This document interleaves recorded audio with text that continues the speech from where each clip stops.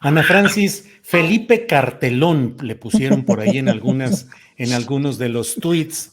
Y entre otras cosas, tú que estás en el ring, en la arena política más directamente, ¿qué opinan, qué percepción crees que tiene la gente que es panista o que son de derecha o que son calderonistas ante todo lo que se está revelando de García Luna? Yo percibo como que siguen volteando hacia otro lado y chiflando hacia otro lado y diciendo, no, no, no, pues es que Felipe Calderón no tuvo ninguna culpa. Hoy entrevisté a Olga Warnat al principio del programa y ella decía, para mí, más que cómplice, Felipe Calderón fue socio de Genaro García Luna. ¿Qué opinas, Ana Francis?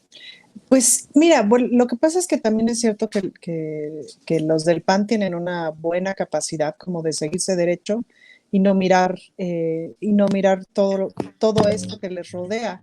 Hay una suerte de lógica como electoral permanente de el chiste es ganar la siguiente elección y en ese sentido el chiste es la estrategia política para golpear y el chiste, ¿me explico? Es como esa lógica.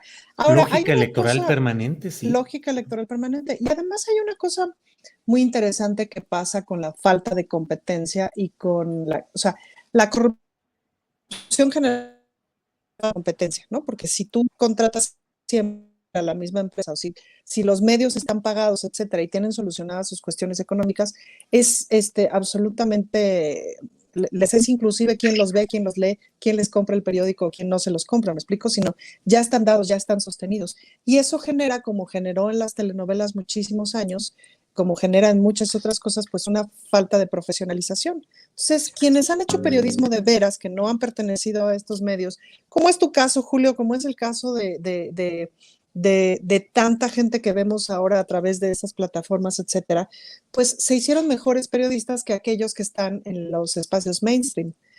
Y entonces cuando los pones, digamos, a competir en términos de profesionalismo informativo, híjole, la paliza que les dan es muy impresionante. Si tú escuchas hablar a Pedro Miguel, si escuchas hablar a Julio Astillero, si escuchas hablar, me explico, a cualquiera de ustedes, y lo pones junto a, ay Diosito, junto a muchos que solamente, o sea, contra Javier Alatorre, ¿no? Caramba, la diferencia de profundidad, de complejidad, de comprensión de los fenómenos, etcétera, etcétera, pues es abismal, ¿no? Y es ese mismo fenómeno de, entonces, se generan una serie de taras, ¿no? De gente que no le siguió entrenando a la nuez para que se moviera. Pasa un poquito también en cierta parte de la oposición, pues, ¿no? Los espacios estaban dados y estaban ganados. Entonces no han tenido que prepararse ni comprender el fenómeno político, etcétera, etcétera, más allá de la lógica electoral permanente, sino como te explicas, por ejemplo, que esta alianza, ¿no? Esta suma de siglas o esta suma de partidos que no tiene ninguna ideología de fondo, que no tiene ningún proyecto de gobierno,